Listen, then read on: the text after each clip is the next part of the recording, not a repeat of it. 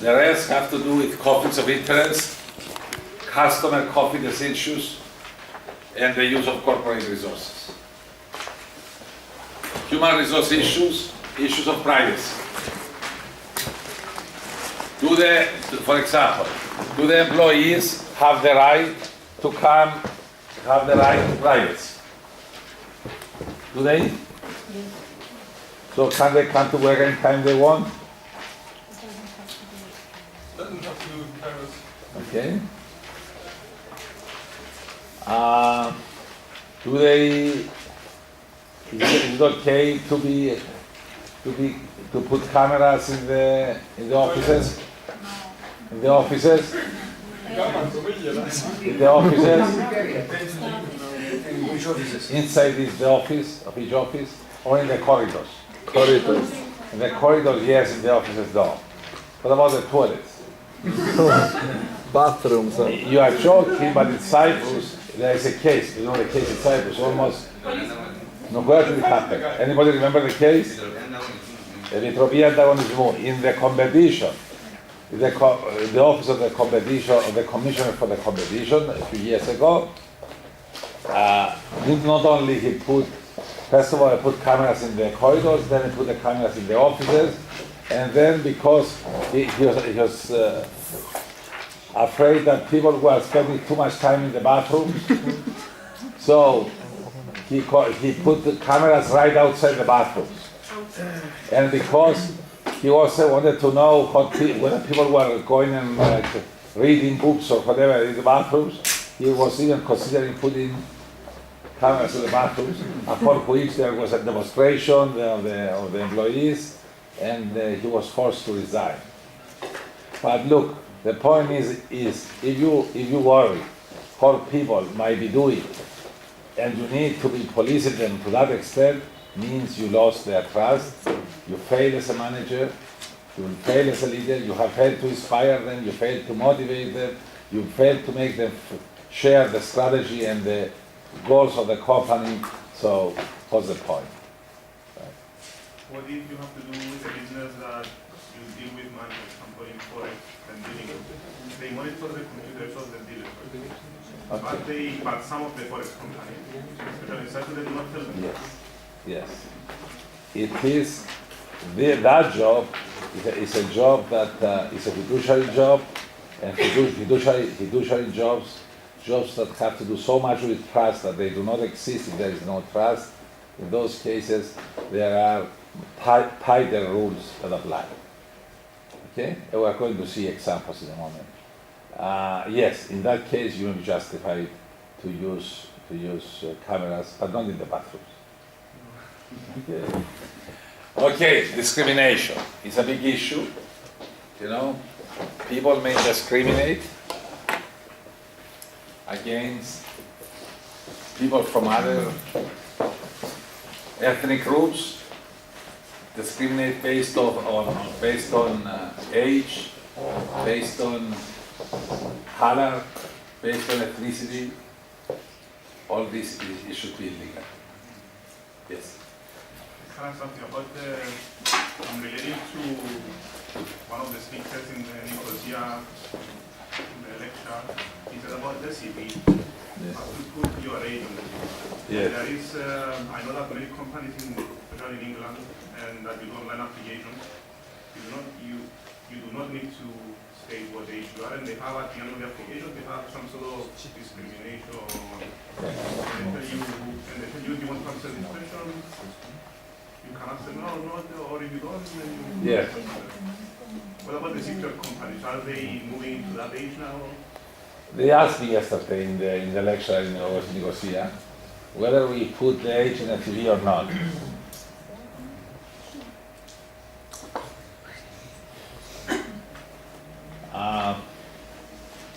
It's a difficult question, but I think that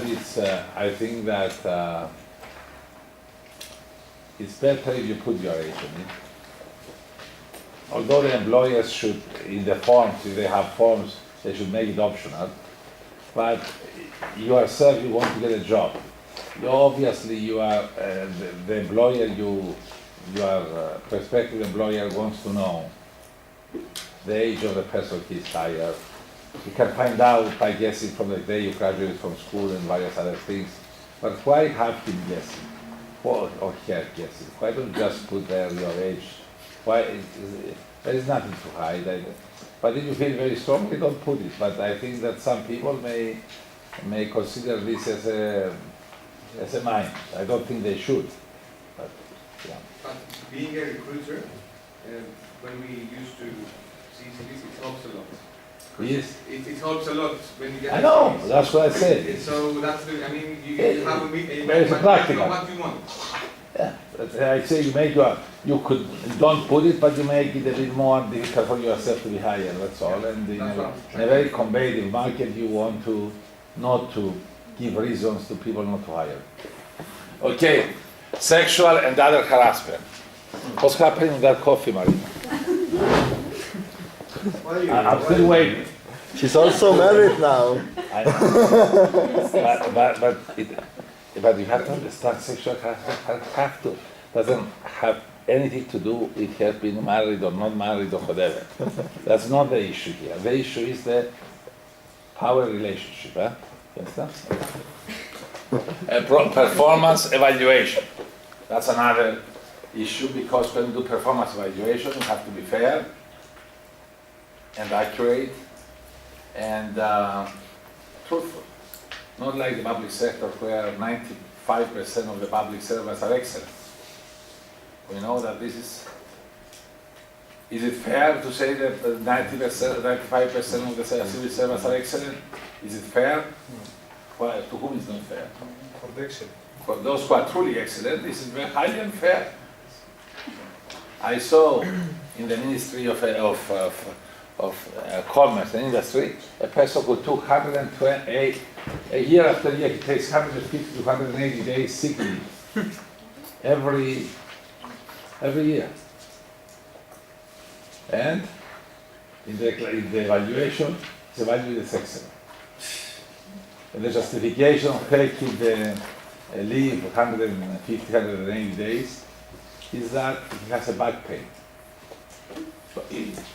Now, anyone here that doesn't have a back pain and never had a back pain to raise their hand. You never had a back pain? I'm never tired. You never had a back pain? Not even when you sit in the plane? Or? No, still I'll do hard work, but I don't have a back pain. It's one exception. Virtually everybody has back pain. I told you the story of an American senator who was elected several times senator, and he had only one line. One line. Every time he meets someone, he says, "Oh, if he learn your name, how are you doing? How are you? Are you okay? How's your back?" He would say, "Thank you, Senator, that you remember." So the other, because everybody has some problem. Everybody has complained at some point about, how do I remember whether I did tell this man about my back problem? And he remembers. So, back problem everybody has. And this guy, due to a back problem, takes 180 days a year sick leave, and another 20, 30 days for analysis, for rest. And his evaluation, excellent. How much do they get paid? Well, whatever is the scale, he has it. But the point is, imagine the other person, there's another person in the same office who hasn't even taken his regular vacation. Because he works so hard, he stays late. Both of them work excellent.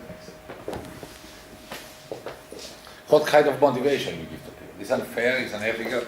Okay. Hiring and firing. Okay. Again, involves ethical issues because you may discriminate against people and so on, and may do it unfairly, so on. And how people get along with each other. Discrimination. Treating people unequally because they appear to be different, either because of age, of sex, of disability, of sexual orientation, sexual preference, ethnicity, etc., religion, race. Value diversity while avoiding discrimination. This is the most difficult work for a CEO or for an HR manager to treat people fairly, without discrimination, yet value diversity. What does this mean? Can you think of an example? How you can value diversity while avoiding discrimination? Because to avoid discrimination, you are told to be color blind, race blind, age blind, right? Sexual preference blind. How can you also value diversity? Diversity in opinion and in Not only opinion, also in Only when there are some health issues or some special. No, I understand that if you understand the culture of each individual as such, then you can align to be diversified without being discriminated. no, but not diversity. Value diversity. But for example, I know women are better in people skills often. Wouldn't I utilize diversity if I propose that the lady take over HR department or something like this, which is, or for example, gay people are more artistic and so on. So with their consent, I can prompt them to go into the advertising or the marketing. That's it. It's not a discrimination, it's a kind of yes, taking advantage or for mutual benefit. He'll be happier and more productive, the company will be happier and so on. So sometimes people confuse the two. Okay, as a manager, you should not only avoid discrimination, but you should not allow it among your employees. As a manager, you have responsibilities if there is discrimination within your team. Okay? Sexual harassment. How is sexual harassment defined? It's defined as unwelcome, sexually oriented behavior, okay, that makes someone feel uncomfortable at work. Usually involves people of higher and lower rank, okay? Because, the behavior of someone of higher status, someone at lower status, okay, the use of power. There are two types. There is the quid pro quo, scratch my back and then scratch yours. In the US we call this an A for a lady, right? I.e., you get a professor sexually harassing a student to go out with him in exchange for favors. Hostile work environment, what this other kind. That is when someone starts telling dirty jokes or sexually related comments or whatever, discussions without the permission of those present. We're going to see cases that creates a hostile environment at work. Sexual harassment is determined from the point of view of the victim, not from the point of view of the harasser. The harasser's intentions, let's say my intentions were good and so on, those don't count. What counts is what a reasonable person would think and what is the reaction of the victim. Okay, it's a form of discrimination because it focuses on the gender of a person which is not significant, is not involved in the performance of the work. Conflict of interest, we have seen about conflict of interest that it occurs when the judgment or objectivity or ability to be impartial is compromised. Appearance of conflict of interest is when a third party thinks that our objectivity is compromised. So there is both the existence and the appearance. And the appearance of conflict of interest is as bad as the appearance. It's what we call about the Caesar's wife. It's not enough to be, you have to appear to be. Okay? Common conflicts of interest, bribes and kickbacks. We are talking before during lunch about people giving you big presents or kickbacks, Mises. You have recently you heard about all those kickbacks that happened with the CIDA project. Okay?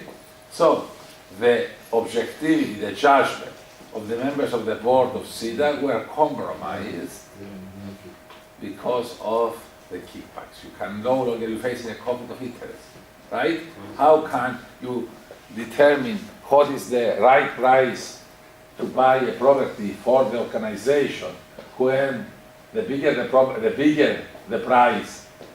I mean, as a member of the board, put yourself in the position of Mr. Gittis.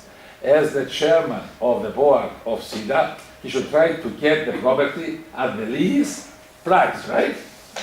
This is the interest of the organization.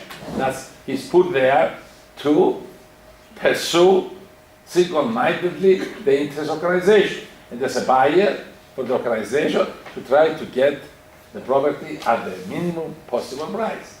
On the other hand, if he stands to get, the higher the price he sells, the more kickback he gets. He was told, allegedly, we don't know yet, the court will decide, but according to some testimony, he was told that if you sell this property, which worth only a couple of million, if you buy it for CIDA, you decide, you convince the board, since you are the chairman, you convince the others to buy it for 40 million, you get $1 million.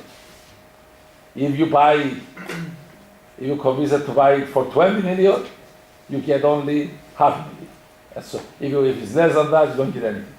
Well, there is now a conflict of interest between you as the chairman, where your interest is to buy the property at the least possible price, and you as a Personal interest. have a personal interest. Therefore, what you have to do? You have a conflict of interest. That's the reason we have to avoid kickbacks, bribes, mises. They are unethical. Conflict of interest. Trading of influence. You call someone, you say, look, if you get my son to work in your organization, okay, I will accept your daughter as CIIM, they give her scholarship too. She will pass the courses, no problem. This is trading influence, right? Unethical, highly unethical, conflict of interest. I cannot be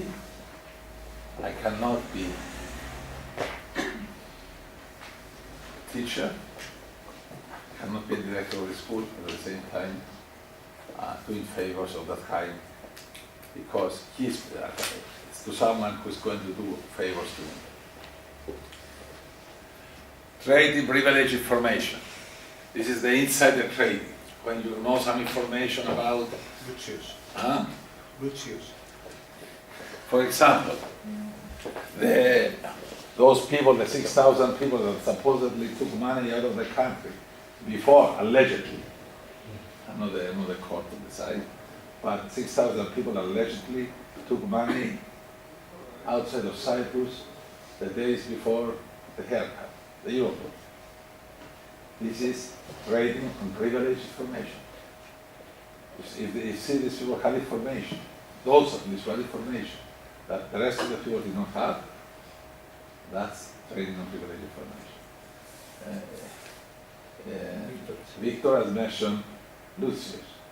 I don't know, but if he did it because someone gave him because he was in a privileged position to know, that's unethical. Especially close relationship with an employee, right? Or a student.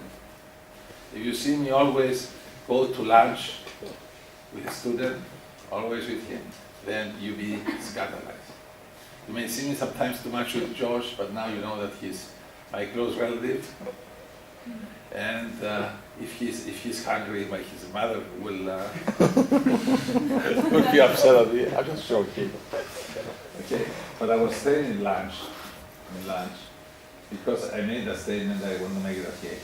Whenever there is something, you should disclose it right away. If there is something went wrong, accept it immediately and say, Yeah. Imagine if I came to this class, I never told you that George is my nephew, and you discover it 3-4 days, and I teach you ethics. No, now I did tell you that. I took it out of the way. Okay. I told you I face in a conflict of interest, so I'm thinking of failing him.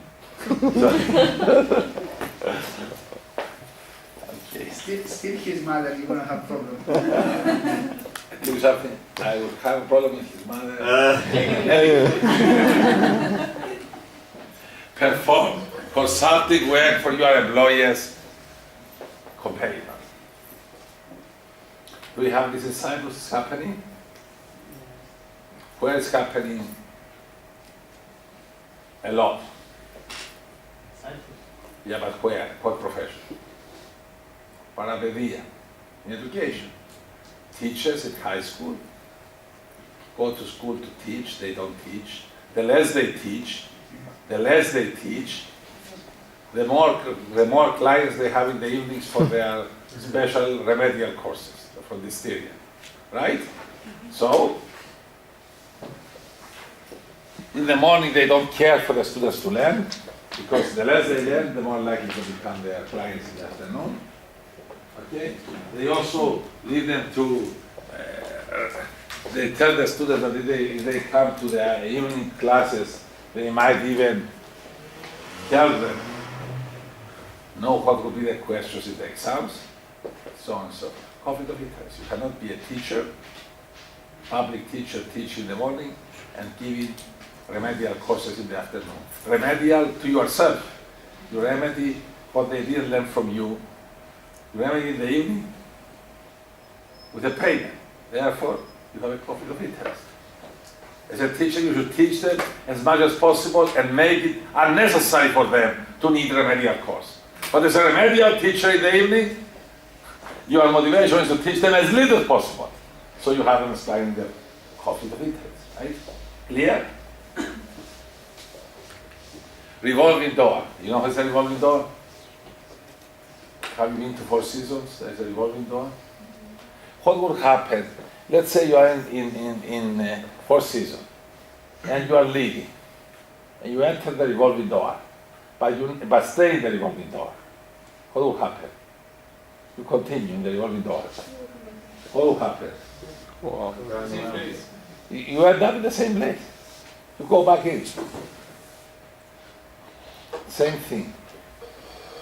Say you are a central bank governor, and when your term finishes, you go and become a CEO of a commercial bank. You are a minister of health. When your term finishes, you go and become a head of a pharmaceutical company. You are a minister of education. When your term finishes, you go and become a president of a private university. What's the problem with this? In Cyprus, they would say, up to very recently, they would say, what's the problem with that? If you're a central bank governor, you know about banking, so you could have qualifications to be the head of a commercial bank. If you're a minister of education, you used to be minister of education, no, become a president of a university. Why not? Oh, great. You have a minister of finance negotiating with the church on their taxation. He makes an agreement for very low taxation. Next day, resigns and goes and becomes a head of a bank, of the same bank. Of a bank that belongs to the church.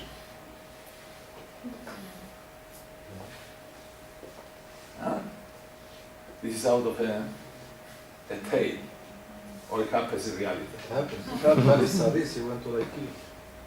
Or who else? Yeah, who else? Who left? Who was negotiating as a minister of finance? Yes, and then became the next day. Because Cyprus, because people are now begin to be a bit understanding. But most people in Cyprus believe that. What's wrong with this? He has special knowledge. That's okay. What's wrong with it? Tell me. This is called revolving door. What's the problem with this? Let's see if you find what's the problem live in a public organization who has responsibility to regulate. Was it the same with Mihaly Salis He was a Minister of Finance. and went to Laïe? Well, not really.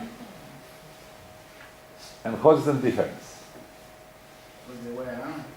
Think about it. First of all, tell me what you think is wrong with living a public position and going taking a position in a private organization was previously regulated That's an inside information. inside information. Mindset. That's true, but it's the least of the problems. The mindset. It's a different For the competitors, they are not good. For the other banks. Yes, Connections. this also Position are of true, power, if he but wasn't in they are position. not the biggest problem. What's the biggest problem? Maybe when he was in the public position, gave favors to that company as the way to pay him back. Let's suppose that he assures us, let's say that he assures that he actually gave no favors. I don't believe that Keranos gave any favors to the church. Is that still a problem? Yeah. Why? Even though doubting it, Huh? by doubting it, or having Appearance! Scandalized us already. Right? Anything he has done is now suspect. It's now suspect. Right?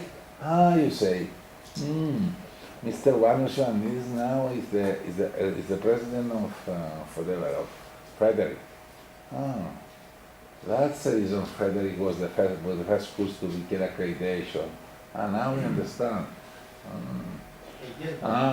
Okay, but may not have happened. The point is, you scandalize people. People start to see reasons. Okay, that's the So point. all the former Ministry of Finance that have to do with all industries, all companies. Not all companies. All businesses are involved with financial and No. so one way or another. No. So they cannot work anywhere else. No. It has to be very closely, first of all, related. That's the reason I mentioned Ministry of Education, private university, Minister of Health, pharmaceutical company, Central Park Governor, CEO of a private bank. Yes, but financial minister is involved with everything. No, not involved. Directly regulated. Finance minister is not regulating anybody. It's not what he has to do with the finance minister with CIIM. What he would for us. Even with a bank, the finance minister doesn't have much to do with a bank. But anyway, we stretch it and we say that. So when you ask me a question about Saris going to the Laiki Bank as chairman, there were two issues. First, that the bank and finance ministry, they're not really so linked. It's a central bank that regulates commercial banks. But even if we accept that he had some link, there was a second factor. A cooling period had passed. The idea is not that you cannot go to a bank if you have been a central bank governor, for example, but you should allow for a cooling period. In Europe, the cooling period is 2 years. And now they force us, and for Cyprus has been adopted now, European law, that you have to wait for 2 years. In the United States, if it's too close, like a central bank governor with a commercial bank, it's 5 years. If it's a finance minister with a commercial bank, it's 2 years, because it's not considered as close. Okay. In Europe, it's for all related, for those who are related, closely related, it's 2 years. Okay. It's called a cooling period. In order to resolve the problem, the conflict of interest arising from the revolving door. Otherwise, it would be a revolving door. You get in for 2 years and then get back in the other. Okay?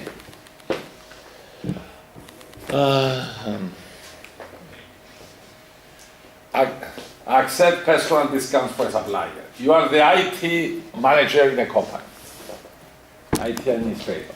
You order 50 computers, and the man offers you also a computer, a personal computer for free.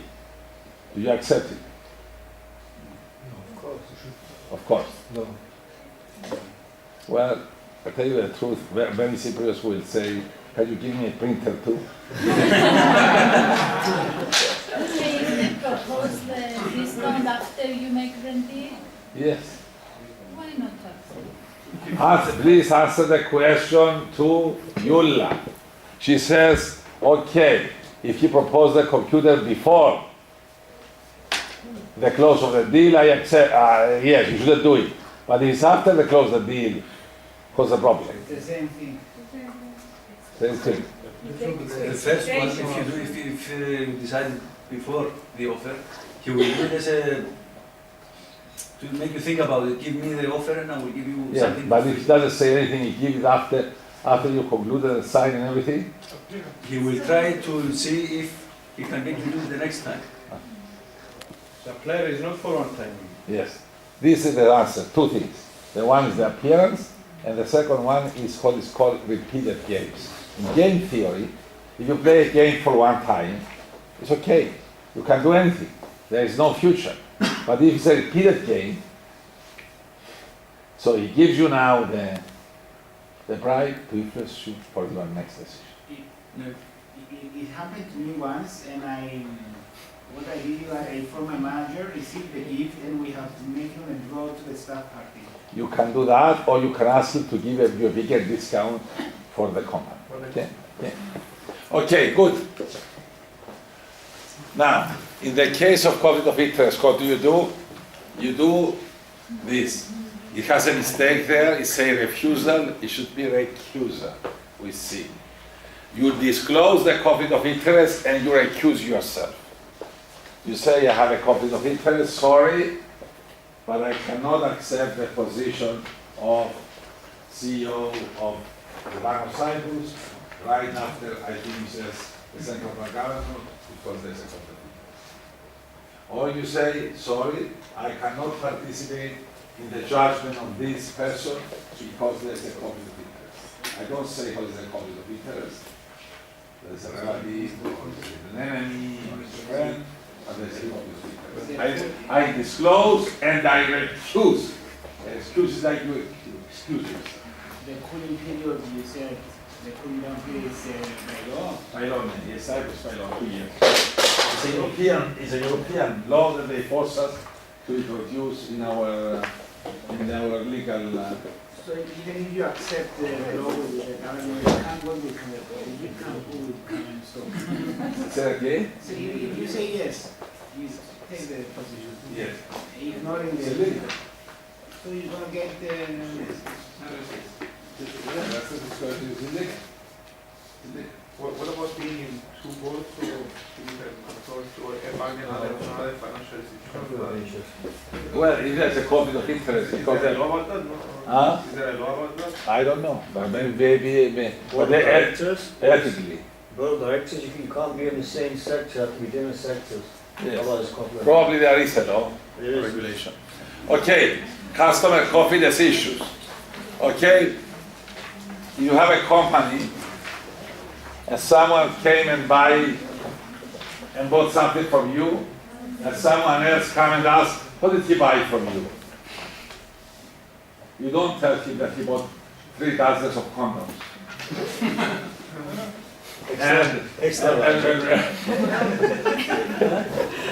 and 5 boxes of Viagra. People understand that.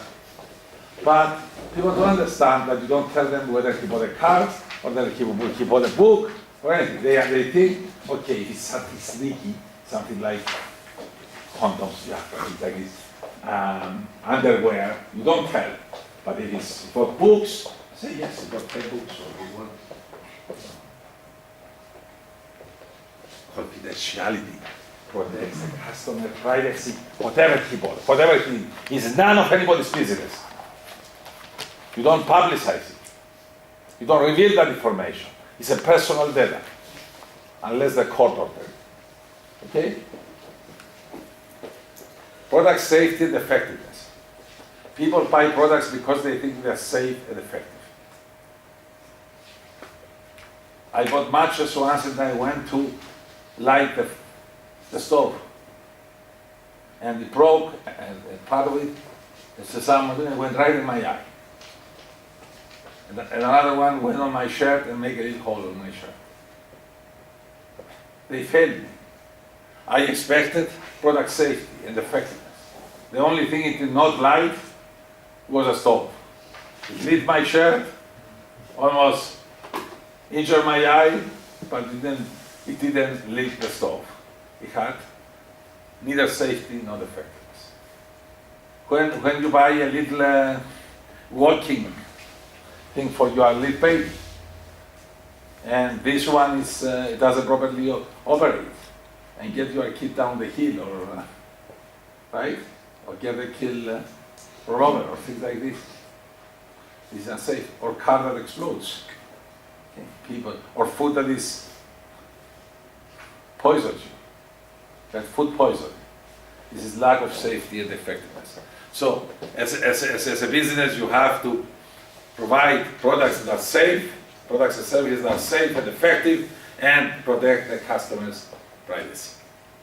Truth in advertising. Now, tell me, let's go to truth in advertising. Okay, I go to confidentiality. Okay, truth in advertising.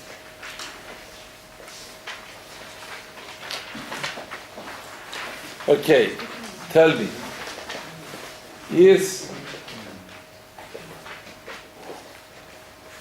are all marketers liars? There's a book about it by Seth Godin that says all marketeers are liars. Are they liars? No. Not tell the truth. Huh? Not tell the whole truth. Yes, I was going to say. What's that?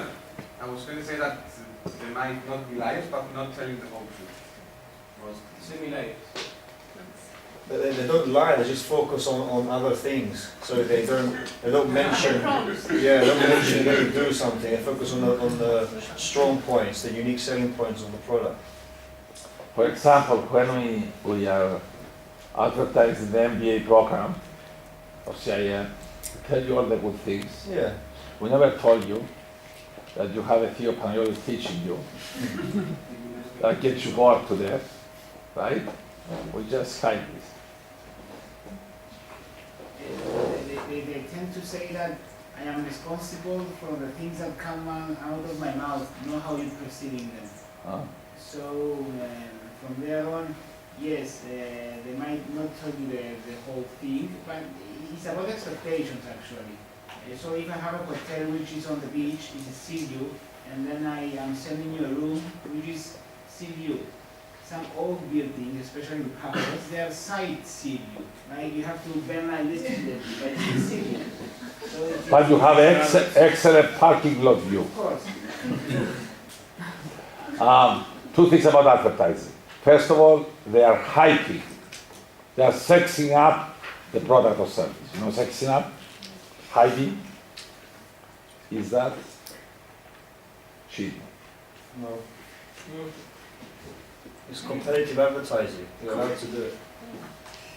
Actually, yes and no is the answer.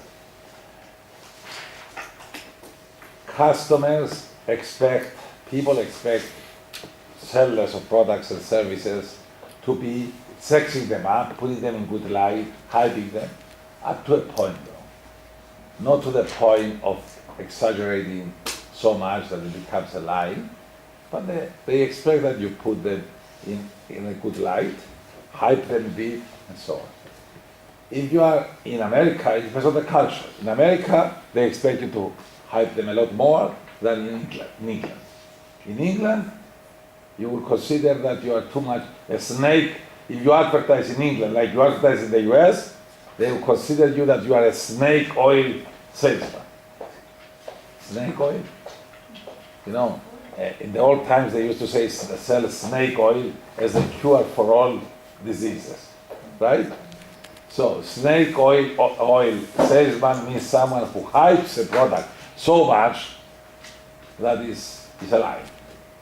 Okay, so the hyping should be only up to the level, the expectations of society, and no more. Okay, so a certain level is fine. If you're overdoing it, then it's unethical and it's a lie. Second question. The advertisements do not talk about the disadvantages or the negative points of the product. Is that unethical? If you spoke about disadvantage of the product, then why would I as a consumer buy it? Yeah, it doesn't make sense. Yes. But there's an exception to what you said. There are two cases where there's an exception to what Alexander said. What are the two exceptions? Tobacco. Tobacco. Look at your tobacco. Alexander, on your tobacco, read us what it says. Smoking kills. Smoking kills. But that's not by the company. That's by law. By law. Yes. That's not advertising by the company though. No, but the law is forcing the company to write that. So, what about medicines? Shouldn't they say there are side effects? Yes. Right? So, They say it. yes, they should. They do. It's on the back. They require That's it. Yes, exactly. So, advertising is okay as long as hiding is not excessive, it's within the norms of the society in which takes place. And second, issues of health and safety are identified. If there are any defects, any side effects, anything that has to do with health and safety are clearly stated. Okay? Along with all the positive things that you said. Okay. So, while hyping is part of advertising, fudging the truth about the products are fair and violate customers' rights. Conclusion. One of the fastest ways to lose customers is to violate one of their basic rights to honesty, product safety, product quality, trust, and confidentiality. So these are things that you have to be careful about. Okay. Use of corporate resources, you don't. The trick with corporate resources is you take care of them as if they were your own, but you don't use them as your own. Get that? You treat them as if they were your own, but you don't use them as your own. In the US today, they say that more than 100 billion a year are lost due to theft by employees. One day, you take home, or your kid call you up and say, Daddy, Mommy, bring some papers. They bring this out of paper. You take some paper with you. You say, okay, I'll take it back later from the office. You never take it back. Okay? Next time your kid calls, Mommy, Daddy, the printer is out of ink. Oh, you are tired, it's 6 o'clock, where you're going to be running to find the ink, take some from the office. The printer is the same. Okay? You say you're going to take it back, you never take it back. Next time, you take the whole printer. The printer is cheaper than the ink anyway, or the toner. Anyway, the point is, we have to resist the temptation to take resources from the office. I know it's hard, we all do it, but we should avoid that. The resources of the company is not our personal resources. Okay? And if we do it in little things, we do it tomorrow in big things. Okay? Letterhead. You asked me to write, or someone asked you to write, you are, say, the marketing manager of a company. Or the chief financial officer. And someone comes to you and say, well, and decide to leave the company, go somewhere else, or go to study or whatever. And they ask you for a letter of recommendation. Do you give it to them on letterhead or not? No, you take a white piece of paper and you write it. And when they see it, they start crying. They say, I worked for this company for 15 years, and you cannot write me a letter of recommendation on letterhead of the company? What do you do? Yes. okay, you can attach your business card where it mentions who you are, but you write this letter as an individual, not as a company. So it's your, you will write down your opinion, not the company's opinion. But still your employees don't have you there. Is it bad? Is there a solution? From the HR department? Okay. There are two solutions. The one solution, you request that either from the HR department or from the CEO. Huh? The best alternative is to write it on letterhead of the company with a disclaimer in the bottom that this represents my opinion as the marketing manager or as the supervisor of this person and does not necessarily reflect the view of the company. Right? Is that clear? Yes. Aren't you representing the company at that point? No, you are not. You're not. Why you are representing the company? Because you are the letterhead of the company. Huh? You are the recommendation is written on the letterhead. Yes, but just clearly, you make a disclaimer that this does not necessarily represent the view of the company. It represents the view of me as the marketing manager who supervises this person. Right? It's very clear. So you give the letterhead paper Huh? with the disclaimer? Yes. Okay. Either that or request it, send the person to the HR department or to the CEO of the company.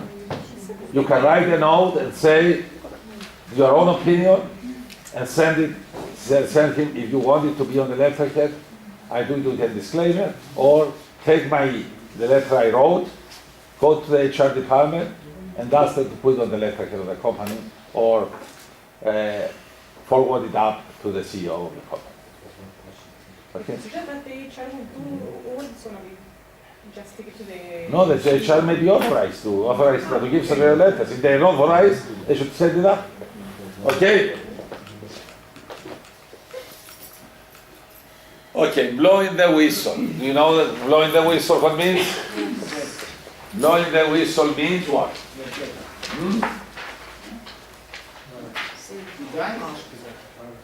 What it means?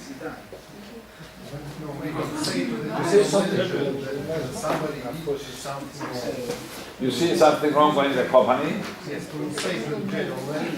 and you run, Somebody did something wrong. and you run to the police newspaper and tell them someone in my company is doing something wrong. That's blowing the whistle. No. Or go to the newspaper. What do you Keep it do? confidential. Go to the police. All media, everything. If it's coming out of a circle, whereas the information was got, so everything is blowing the whistle. Just make it open. Problem. You stop it, yeah. How do you blow the whistle? If it's one of your colleagues that is doing something wrong, then you should go to the next level. You should go to your manager, not to the CEO. Or if it's very serious, then you need to inform the whole management team. How do you do it? What is the first step? Warning. It depends on the seriousness, because if you speak to, if that person is stealing money, thousands from the company, and you realize it, then you cannot go and have a quiet word with him and thinking, you need to stop. You can't do that. You are relating yourself to that if you don't do anything, especially financial. Yeah. Generally, we should approach the person first and tell them to stop. Even if he is, or tell the person that it's not right what you are doing. Even this is our boss. Right? Or if this person, let's say is a colleague, and we told the person but doesn't listen. So what do we do next? We go to our supervisor and talk to him, to our boss, to our immediate above us. If he says, do your business and no, what do we do next? Huh? We go above. And if we don't get a response, further up and so on. Except there is a step you should not miss. After you talk to your immediate person above you, if you are going to go above hierarchy or outside the hierarchy, you have to think of the consequences. Because from the moment you go beyond your supervisor, you should feel you are shaking, you are sharing the company. You are not the only stakeholder in your job. Think of the situation today with all the unemployment. So you need some cool advice for someone who is a stakeholder in your job but has some distance from the matter. Who would that be? Wife, husband, brother, sister, parents, friends. You need to sit with someone you trust and say, look, I have a problem in the business. These things is happening. And I told my supervisor and told me to shut up. I don't feel comfortable. I want to go higher up and report it. On the other hand, I'm afraid of my job. What do you think I should do? Discuss. Is it the right time to shake the boat, to rock the boat? Get some opinion before you jump the gun. Maybe with the advice of someone else, you find another way around the problem. Okay? So there must be a gatekeeping. You don't leave the office of your supervisor and go to the office of the boss or the chairman of the board or go to the police. You have, of course, it depends on the situation and the seriousness, as Constantinos said. Depends. But the way you do it is this. How do you blow the whistle? You approach your immediate manager, first step. Then discuss the issue with your family. Third, take it to the next level. Go outside the chain of command. Go to the CEO, the board. And if nothing, as in the case of Enron. By the way, have you seen Enron? Tomorrow. Yes. Yes. I tell you something. It could be that it's blocked on the link. Yes, it is okay. But you can search it on YouTube and this on. I know that.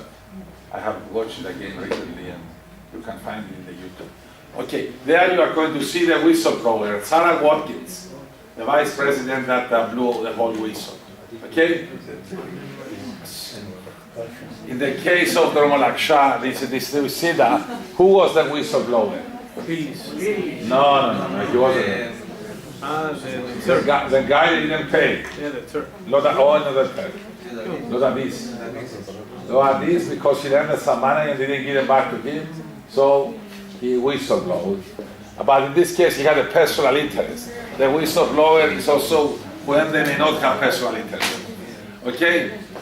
Of course, after that, you may have to leave the company, so you prepare your CV. One thing, have your plan B. One thing though, you should make sure you don't blow the whistle at every opportunity you see. Try to find ways to deal with it. If you